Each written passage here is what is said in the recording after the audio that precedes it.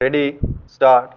Mr. Vice Chairman, the Minister of Railways has given us some impressive figures regarding route mileage, the number of passenger trains that run every day, the number of goods train that run every day, the number of millions of passengers who travel by train.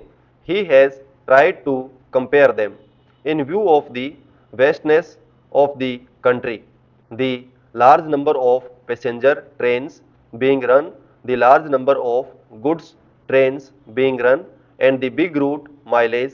He has tried to show that the number of accidents that have occurred is not quite alarming. I do not know what his idea was when he tried to compare the number of accidents. Against this background, committees have been appointed when serious accidents took place to find out why such and such accident took place. The Shahnawaz Committee, which was appointed in 1956, gave a very voluminous report. Therein, they had stated the causes of accidents that occurred during the period before. They had also suggested some preventive measures. The government have again appointed another committee headed by Dr. Kunjru. It is more than 8 months or so. I do not know why an interim report has not been submitted by this committee. It would have been better, at least for discussion on such an important subject like this, if that committee had submitted an interim report. We could have offered more constructive suggestions. Unfortunately, the committees that are appointed take their own time to submit their reports. Maybe the government is partly responsible for they may not be cooperating with the committee in giving all the material that is necessary for the committee to come to some sort of conclusions and give their findings on such an important question. Time and again we have discussed this question of accidents, and I was really pained to see how the minister tried to minimize the seriousness of the railway accidents. He also quoted in the other house the figures, the number of accidents that are taking place in other countries, particularly America and England, the conditions that are obtaining in these countries and that are obtaining in India are totally different. There, many of the accidents take place not because of follies, not because of limitations under which those railways work, but mostly because of the environment that there has been in those countries.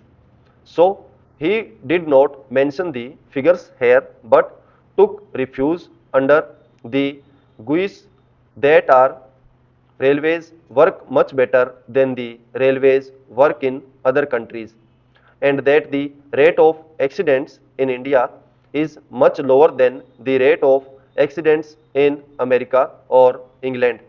Sir, by having this discussion, the railway board and the railway ministry should be able to learn some lessons, and if they are prepared to implement the salient suggestions that will be made by the members, then many of these discussions will not take place and many of the accidents that take place these days will not occur.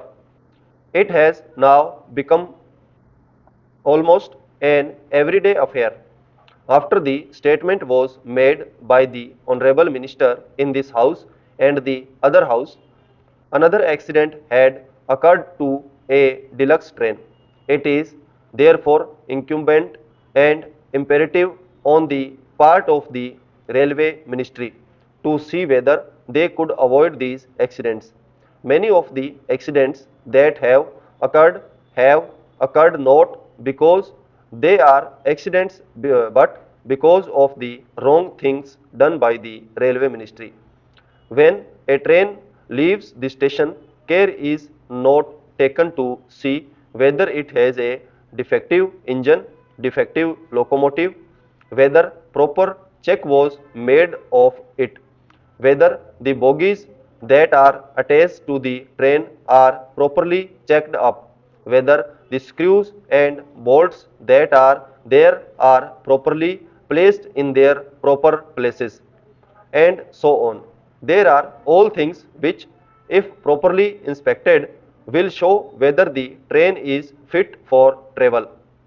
Note, and if these things are properly adhered to, many of the accidents will not occur.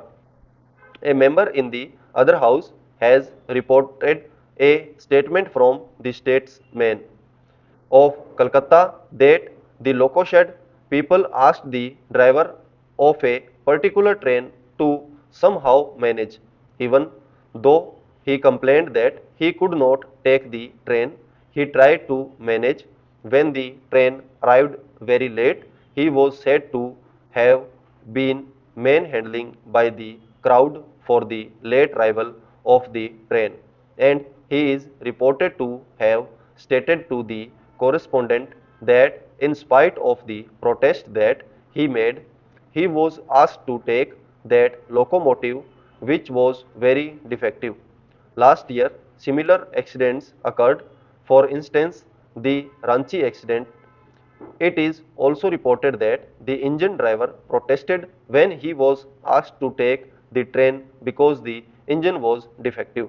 But in spite of his protests, he was forced to take the engine and an accident occurred. I am glad that an inquiry commission has been appointed to go into the cause of the accident. Stop.